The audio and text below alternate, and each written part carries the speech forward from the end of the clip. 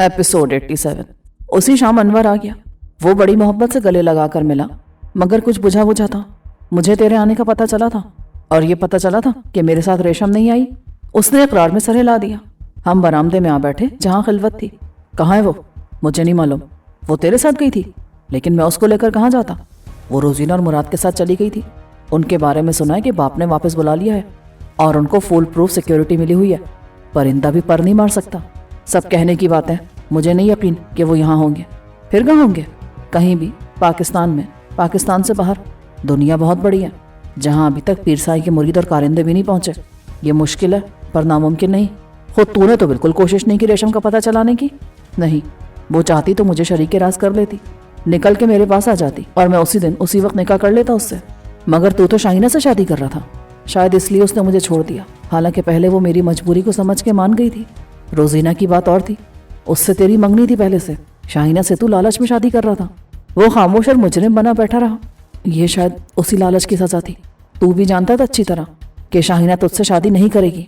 हाँ, वो पागल थी, बल्कि है तेरे लिए। अब उसके साथ ज़बरदस्ती नामुमकिन है। मैंने कहा उसने अकबर को भी कत्ल कर दिया था क्योंकि वो नफरत करती थी उससे। तू जानता है ये बात? मैंने हैरत से कहा। इतना भोला ना बन, तू भी जानता है, सब जानते हैं। अनवर, मैं शादी कर रहा हूँ उससे। अच्छा है। मैंने महसूस किया कि मेरे और अनवर के दरमियान अदम एतमाद की खलीज हायल हो गई है। मैंने उसको नहीं बताया था कि मैंने हालात की मजबूरी से मफाहमत कर ली है जो वक्ती है। कल का मुझे खुद यकीन नहीं कि मैं क्या करूँगा। ऐसा लगता था कि मेरे शाहीना से शादी के फैसले पर वो खुश नहीं है, लेकिन ये फैसला मेरा कब था?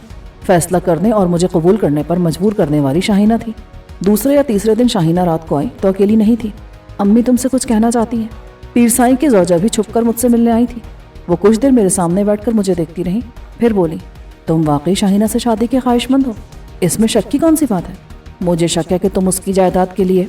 आपका शक गलत नहीं, यकीनन ऐसे बहुत से होंगे। हाँ, बहुत से हैं उसके ख्वाहिशमंद, सब लालची। अनवर तक उनमें शामिल हो गया था, लेकिन मुझे तुम ऐसे नहीं लगते। ये शाहीना भी कहती है। वो ठीक कहती है। आप कहें तो मैं पक्के कानूनी कागज़ पर अदालत में हाजिर होकर बयान दे सकता हूँ कि शाहीना मुझे मिल जाए तो मैं अनवर के हक़ में तमाम जायदाद से दस्तबरदार होने के लिए तैयार हूँ। मैं उसे लेकर चला जाऊँगा कहीं। उस वक्त अंदर की खुशी और जज्बात की जो चमक मुझे शाहीना की मुस्कुराहट और उसके चेहरे की लाली में नजर आई, वो नाकाबिले बयान है। वो माँ के साथ बैठी मुझे पलक झपकाए बगैर देखती रही।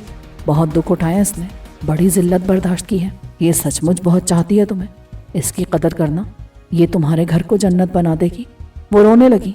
आप मुतमईन रहें, शाहीना और मैं बहुत खुश रहेंगे। बाप ने तो दूसरी को भी ख़ानदान की रिवायत पर कुर्बान कर दिया था। अच्छा किया जो वो चली गई। मर मर के जीने से तो अच्छा था कि एक ही बार मर जाती। दिन रात खुदा से दुआ करती हूँ वो जहाँ रहे, खुश रहे और महफूज रहे। अब तो मेरा सब कुछ तुम हो और शाहीना। शायद इस उम्र में खुदा ने एक बेटा दे दिया है।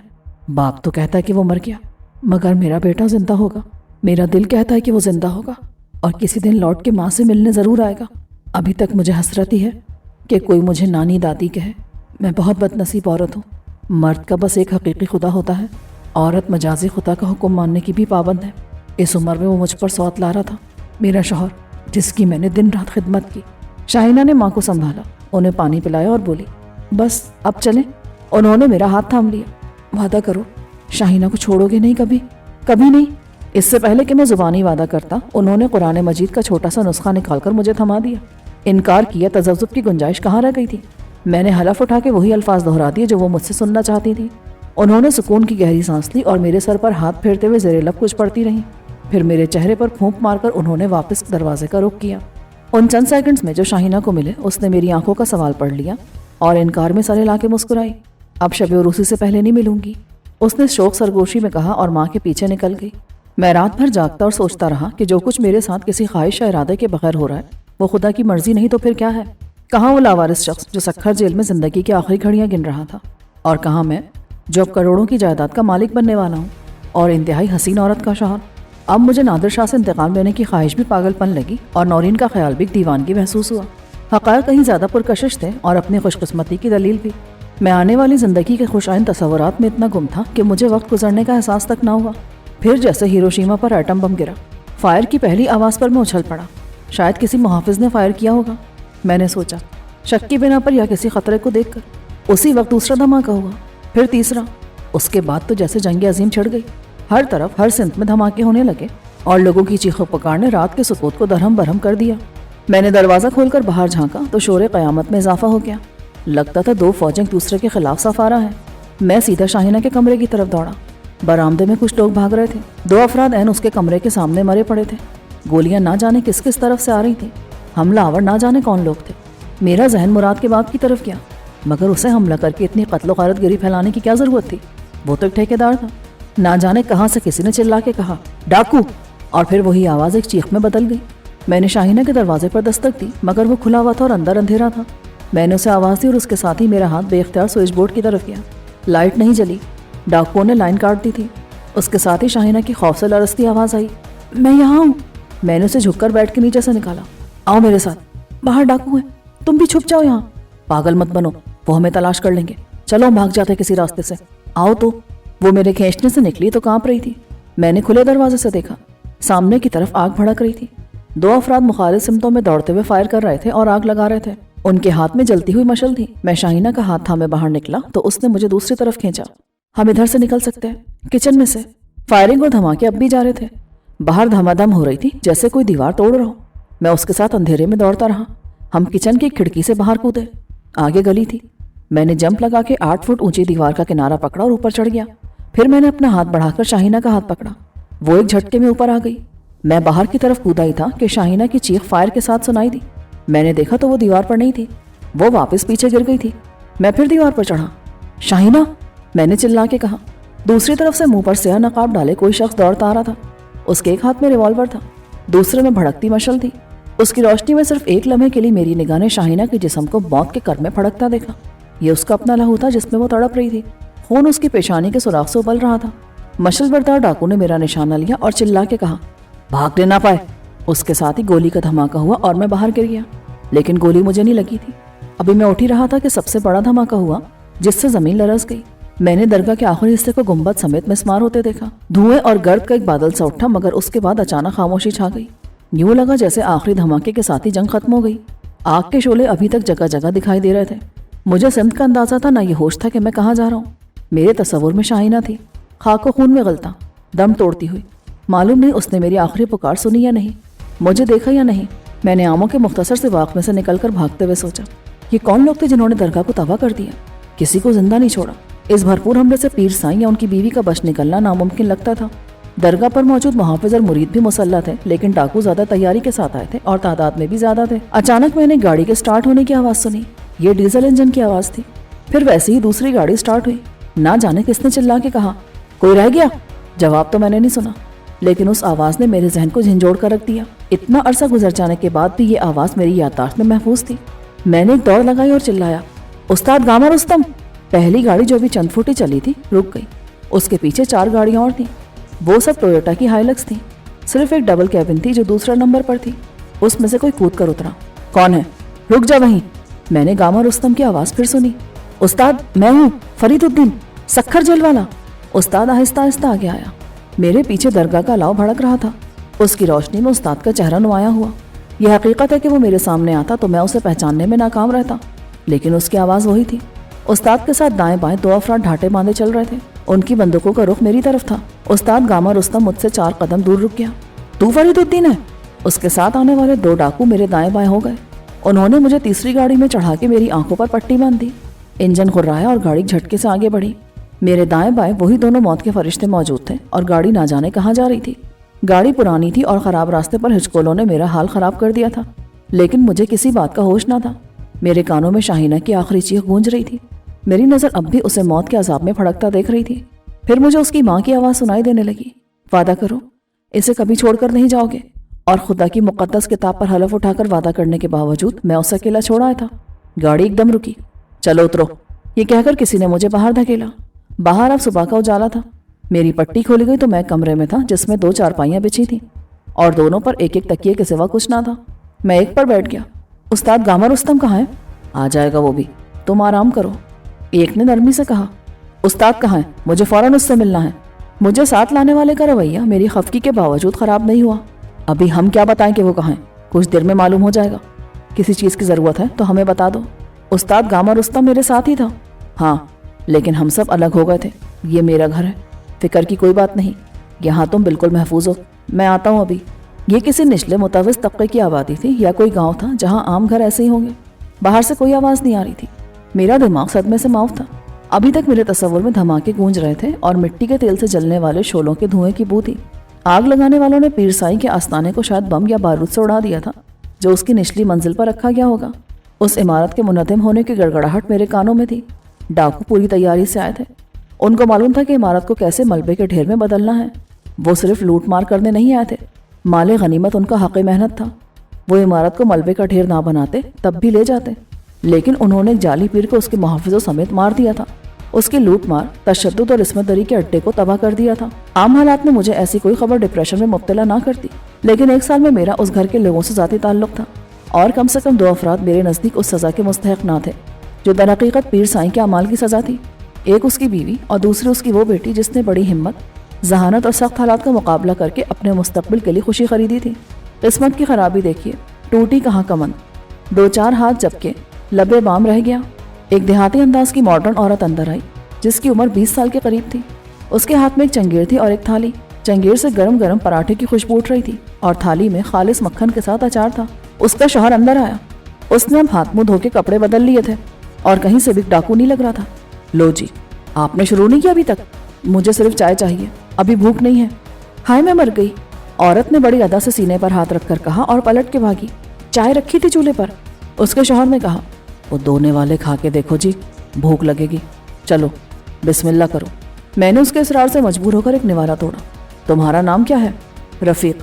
आप कैसे जानते उस्ताद को? पहले हम एक साथ थे सखर जेल में। तो क्या आप भी? मगर आप तो सूरत से शरीफ आदमी लगते हो। वो तो तुम भी लगते हो। ये मेरी घरवाली है कुलसूम। उसने उसे हाथ पकड़ कर खींचा और अपने साथ बिठा लिया। ये कौन सी जगह है और उस्ताद कहाँ है इस वक्त? देखो जी, ये सारी बातें आप उसी से पूछना, मैं नहीं बता सकता। ये जगह रहीम यार खान के नज़दीक है। एक छोटा सा गांव है। सड़क यहाँ से है कोई 2-2.5 किलोमीटर दूर। हर कार्रवाई के बाद मैं यहाँ आ जाता हूँ और फिर जब तक बुलावा ना आए कुछ नहीं करता, बस ऐश करता हूँ कुलसूम के साथ। उसने कुलसूम की चुटकी ली। चल बेशरम, दफा हो जा, कुलसूम ने चीख मार कर कहा और उठ के चली गई। ये बड़ी महफूज जगह है, 200-250 घर होंगे।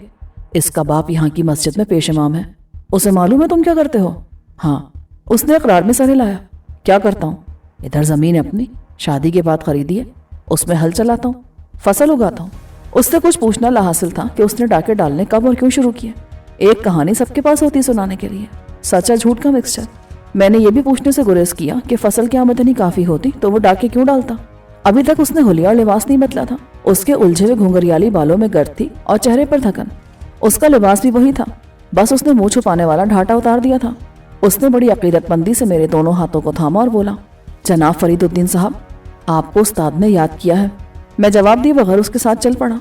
मैंने रफ़ीक और उसकी जट्टी बीवी को खुदा हाफिज कहने की जहमत भी ना की। मैं अपनी मर्जी से यहाँ नहीं आया था और जिंदगी से सख्त बेजार था। अब मेरी नज़र में उस जगह के मनाजिर घूम रहे थे जहाँ सब कुछ तबाह बर्बाद हो गया था। अब वहाँ क्या होगा? मलबे का ढेर जिससे धुआं उठ रहा होगा।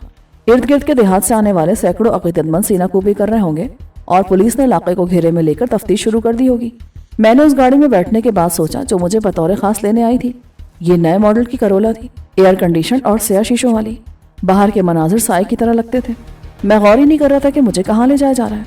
1 घंटे बाद गाड़ी किसी शहर के मज़ाफात से गुजरी जहाँ किसी नई आबादी के खद्दोखाल तश्कील पा रहे थे। जदीद तर्ज की कोठियाँ तामीर हो रही थी। उस्ताद गामा रुस्तम की शाहाना रिहाइश ऐसी ही किसी जगह हो सकती थी। मेरा ख्याल उस वक्त दुरुस्त साबित हुआ जब कार एक गेट के सामने रुकी और गेट खुद खुल गया। कार के अंदर जाते ही दोनों पट फिर मिल गए। जाहिर है ये खुदकार निज़ाम था जो सिक्योरिटी कैमरों की मदद से कंट्रोल हो रहा था। उस्ताद खुद बाहर मौजूद था। उसने कार से उतरते मुझे झपट कर गले लगा लिया। ओए फरीद, तू जिंदा है? कसम अल्लाह पाक की, बड़ा ख्याल आता था मुझे तेरा। बस उस्ताद, अल्लाह का हुक्म नहीं हुआ, पहले फांसी चढ़ने से बच गया और कल भी वो मुझे खींचकर अंदर ले गया। मुझे तो यकीन नहीं आया पहले जब तूने मेरा नाम लेके कहा कि मैं फरीदुद्दीन हूँ सखर जेल वाला। मेरे लिए भी यकीन करना मुश्किल था। इतने लोग मारे गए, मैं फिर बच गया। उसने मुझे एक शानदार तरीके पर आरास्ता ड्राइंग रूम के सोफे पर धकेल दिया और खुद मेरे साथ बैठ गया। कसम अल्लाह की, मेरे सामने आ जाता ना तू तो मारा जाता। इस हुलिये में तुझे पहचानना मुश्किल था, बस आवाज़ थी तेरी। मैंने भी आवाज़ सुन ली थी तुम्हारी। अब तक पकड़े जाने से डरता है? ये क्या हुलिया बनाए फिर रहा है? सेहत भी ख़राब हो रही है तेरी। क्या करता रहा इतने दिन? एक साथ इतने सवाल? बता दूंगा सब कुछ। हाँ बता दूंगा। हाँ हाँ, हम तो आदी हैं, मगर तू अभी तक डरा हुआ है। ओए बेगम हो जा नमूने। बेगम कैसे हो जाऊं उस्ताद? ये सब क्यों किया तुमने? अबे क्या तू नहीं जानता? जानता उस्ताद, सब जानता हूँ, मगर ये सिर्फ डाका तो नहीं था। इतना कत्लो खून रेजी, तबाही और बर्बादी, ये सब किस लिए? देख फरीद, वहां बहुत असलहा था, मुहाफिज थे, उनको नाम मारते तो वो हमें मारते थे। वो तो ठीक है, लेकिन अंदर औरतें भी थी। अब ये तो होता है यार, गेहूं के साथ घुन भी पिस जाते हैं, बम गिरे या जलजला है, मासूम बच्चे औरतें मरते हैं कि नहीं? नहीं उस्ताद, तुम कुछ छुपा रहे हो मुझसे। तुमने उस आस्ताने को उड़ा दिया, उसको मलबे का ढेर बना दिया, डायनामाइट लगा के या बारूद से। वो कुछ देर बाद बोला, हाँ ये करना पड़ा। क्यों करना पड़ा, यही तो जानना चाहता हूं मैं। हमसे कहा गया था। तू वहां क्या कर रहा था? कब से था वहां पे? तू तो पढ़ा लिखा आदमी है। मैं 1 साल से था वहां पर। लंबी कहानी है, फिर कभी सुनाऊंगा। एक औरत को किसी ने गोली मार दी, वो मेरे साथ फरार हो रही थी। कौन थी वो? तेरी बीवी? बीवी अभी बनी नहीं थी, बन जाती अगर जिंदा रहती। ओह, तो तू मोहब्बत करता था उससे? फिर तो बड़ी ज्यादती हो गई तेरे साथ। उसे वहां क्यों ले गया था? औलाद के लिए, पीर की कदमबोसी के लिए, शादी से पहले ही? उस्ताद, वो उसी पीर की बड़ी बेटी थी और मैं मोहब्बत नहीं करता था उससे, मगर वो बहुत मोहब्बत करती थी मुझसे, इतनी कि मेरे साथ ही मर गई। मुझे बहुत दुख है उसके मरने का, तुम नहीं समझ सकते यार। मुझे वाकई अफसोस है, पर मुझे क्या पता था, मैं कभी सोच सकता था कि तुझसे वहां फिर मिलना होगा। ये सब तकदीर के खेल है फरीद। ये घर तुम्हारा है, हाँ, लेकिन यहाँ आस पड़ोस के लोग मुझे इस नाम से नहीं जानते जिस नाम से तू जानता है। मैंने भी कई बार नाम और हुलिया बदला, आजकल मलिक सलीम अख्तर हूँ। यहाँ के लोग मुझे बड़ी इज्जत से मलिक गुलाम मोहम्मद कहते हैं। ज़्यादा अरसा नहीं हुआ मुझे यहाँ आए, तूने देखा होगा ये नई आबादी है। मैंने पहला काम तो ये किया कि यहाँ एक मस्जिद बनवा दी, उसके लिए ज़मीन एक और बंदे ने दी थी। वो भी अपने छोटे गुनाहों को बड़े सवाब की मिट्टी डाल के दफन करना चाहता होगा। ये दुनिया वैसी है, और जो नेक नाम है या कामयाब नज़र आते हैं, जिनकी इज्जत है या कोई हैसियत है, वो सब रिस्क हलाल से और 100% ईमानदारी के रास्ते पर चलने वाले नहीं हैं। फरीद, दुनियादारी और दीनदारी में मशरक़ और मगरिब का फ़र्क पड़ गया है। हाँ उस्ताद, ये तो है। यहाँ के सब लोग समझते हैं मैं ठेकेदार हूँ। अब कौन नहीं जानता कि ठेके कैसे मिलते हैं और उसमें कमाई कैसी होती है, मगर बड़े भोले और बेखबर लोग हैं। यहाँ अपने साथियों के साथ रहते हो मलिक साहब? अबे पागल हुआ है क्या? मैं बीवी बच्चों वाला आदमी हूँ। और बेटा फरीद, अपने कुछ उसूल हैं जीने के, एक तूने भी देखा होगा, जिससे मिलो इखलाक से मिलो। तुम खामखा ज़रूरतमंद हो या वो? आदमी इखलाक से दिल जीत सकता है, हुरूर से नहीं। और जिसका भी काम कर सकते हो कर दो, फिर देखो तुम्हारे काम कैसे होते हैं। तुम तो फ़लसफ़ी हो उस्ताद। अबे कहाँ का फ़लसफ़ा, हम अनपढ़ लोग हैं, पर ज़िंदगी का सबक पड़ा है। दूसरी बात तेरे मतलब की है और बहुत काम आएगी। औरत को खुदा ने मर्द के लिए ही बनाया है। इस्तेमाल की जो चीज़ खरीद सकते हो ज़रूर खरीदो, मगर ज़बरदस्ती किसी की दुकान से उठाओ नहीं। कब्ज़ा मत करो ताकत से, जो खुदा आ जाए उसे ठुकराओ नहीं। मगर ज़िंदगी एक है तो शरीक ज़िंदगी भी एक रखो। आदमी 10 बच्चों से एक सी मोहब्बत कर सकता है, मगर 2 औरतों से नहीं। अपनी सारी तवज्जो और मोहब्बत उसे दे दो, ऐसे कि वो नाज करे तुम पर कि मेरा शौहर सिर्फ मेरा है, तो बीवी मेरी वही एक है 15 साल से, मेरे 4 बच्चों की माँ। यहाँ भी आया हूँ मैं साल भर पहले, उससे पहले उसके बाप का पुराना मकान था, वहीं रहती थी। ये जो तुझे लेकर आया ना, मेरा खास आदमी है, ड्राइवर भी है और मुहाफिज भी। मेरी अदम मौजूदगी में घर का ख्याल रखता है, बेटों की तरह है मेरे लिए। अच्छा, अब तू रात भर का थका हुआ है, नहा धो के खाना खा ले मेरे साथ, फिर सो जाना। मुझे तो जाना है, रात को आऊँगा, मेरे साथ ही इंतज़ार कर रहे होंगे। माले गनीमत तकसीम करना होगा। वो एकदम उठा और अंदर चला गया। उस्ताद को जल्दी में था, वो दोपहर का खाना खाए बगैर ही चला गया और कह गया कि तकल्लुफ़ की ज़रूरत नहीं, ये तेरा ही घर है। मुझे अपनाइयत का यह एहसास थोड़ी देर बाद हुआ जब मैं नहा धोकर बाहर निकला। मैं तन के कपड़ों में फरार हुआ था। उस एडवेंचर में वो कपड़े बर्बाद हो गए थे। उस्ताद ज़रा भारी बदन का था, लेकिन मजबूरी में मुझे उसी के कपड़ों में गुजारा करना पड़ा। खाने की वसी मेज़ ड्राइंग रूम के आखिरी हिस्से में लगी हुई थी। आराइश के अंदाज से कोई मकीन के बारे में अंदाज़ा नहीं कर सकता था कि वो ताजर है, ब्यूरोक्रेट है या डाकू। फर्नीचर, पर्दे, कालीन और फानूस सब जदीद थे। सामान आराइश का इंतखाब भी खुशज़ौक़ी का मजहर था। मैं इस पर गौर कर ही रहा था कि आखिरी दरवाजे से एक औरत अंदर आई। किसी तारुफ के बगैर मैंने जान लिया कि वो मिसेस गुलाम अली है। 35 साल की उम्र में 25 की नजर आती थी। दुबली पतली और नाजुक सी दराज का औरत, जिसके सांवलेपन में बड़ी कशिश थी। उसने बड़ी खूबसूरती से हल्के जर्द रंग की साड़ी को संभाल रखा था। उस्ताद की घरवाली का जो नक्शा मैंने अपने ख्याल में कायम किया था, वो उससे बिल्कुल मुख्तलिफ थी। उसकी तालीम कहाँ तक थी ये मुझे मालूम नहीं था, मगर अंदाजा किया जा सकता था कि वो एक अच्छे घर की थी। दौलतमंद बाप की बेटी ना होती तो उस्ताद का गिरोह उनके घर में डाके डालने क्यों जाता। मैंने उसे सलाम किया तो वो मुस्कुरा दी। कैसे हैं आप भाई साहब? मुझे इन्होंने बताया कि लंदन से आते हुए आपका सारा सामान कहीं और चला गया। मैंने चौंकने से गुरेज किया। جی ہو جاتا ہے کبھی کبھی ایسا کہ کپڑے آپ کے سائز کے مطابق نہیں. میں نے ان سے کہا تھا کہ ڈرائیور کو بازار سے ریڈی میڈ لانے کا کہہ دیں، مگر انہوں نے کہا ایک دن میرے کپڑے پہن لے گا تو آفت نہیں آ جائے گی. یہ خود تو بے پرواہ ہے لباس کے معاملے میں. ایسی کوئی بات نہیں، آپ کا ذکر تو اکثر کرتا تھا وہ، لیکن اب میں دیکھ رہا ہوں کہ وہ ٹھیک ہی کہتا تھا. اس گھر کو سجانے میں آپ ہی کا ذوق نظر آتا ہے. وہ خوش ہوئی. انہیں تو شوق ہی نہیں کسی چیز کا. باہر جاتے ہیں تو مجال ہے کچھ گھر کے لیے لے آئیں. میں ہی سب خریدتی پھرتی ہوں یہاں سے. کھانا لگواؤں آپ کے لیے؟ کھانا ایک ملازمہ نے لگایا اور وہ میرے ساتھ شریک ہوئی. اس کے اعتماد نے مجھے بے حد متاثر کیا. شاید ایسی ہی عورت استاد گاما رستم کو بھی غلام بنا کے رکھ سکتی تھی. اس کی زندگی کا یہ تضاد حیران کن تھا. کہاں وہ خطرناک ڈاکوؤں کے گروہ کا سردار جو جیل کاٹ چکا تھا اور تختہ دار تک پہنچ جاتا اگر ساتھی سے چھڑا کے نہ لے جاتے. کہاں یہ طبقہ اشراف کی نظر آنے والی بیگم ٹائپ صاحبہ شائستہ سی عورت. لیکن جوڑے آسمانوں پر بنتے ہیں. اب اسے اور کیا کہا جائے کہ حوالات میں بند ایک ڈاکو خودکشی کرنے والی لڑکی پر مر مٹا اور اسپتال جا کر اس کے قدموں میں سر رکھ دیا. میرا دماغ انتشار کا شکار تھا. تصور میں بار بار وہی مناظر گھوم رہے تھے جو میں نے فرار ہوتے وقت دیکھے تھے. اس میں میرا نقصان ہوا تھا تو ذمہ دار استاد نہیں تھا. وہ تو مجھے وہاں سے نکال لایا تھا، ورنہ اس تمام تباہی و خونریزی کے بعد اگر میں بچ جاتا تو وہاں کیسے ٹھہرتا؟ مجھے ہر صورت اسی طرح فرار ہونا پڑتا، ورنہ پولیس کے ہتھے چڑھ جاتا. سارا دکھ مجھے شاہینہ کا تھا. وہ شوہر کی قاتل تھی اور خطرناک حد تک ذہین بھی، بالکل اپنے باپ کی طرح. لیکن میرے لیے تو اس نے اپنا سب کچھ قربان کر دیا تھا. اپنی انا، غرور، حسن و شباب، اور مجھے حاصل کرتے کرتے وہ خود نہ رہی تھی. صرف اس کا تصور رہ گیا تھا. اب دل کو سمجھائے بنا چارہ نہ تھا کہ اپنا نوشتہ تقدیر مجھے قبول کرنا ہی ہے. جو ہو رہا تھا اچھا تھا اور جو نہ ہو سکا شاید اس میں بہتری تھی.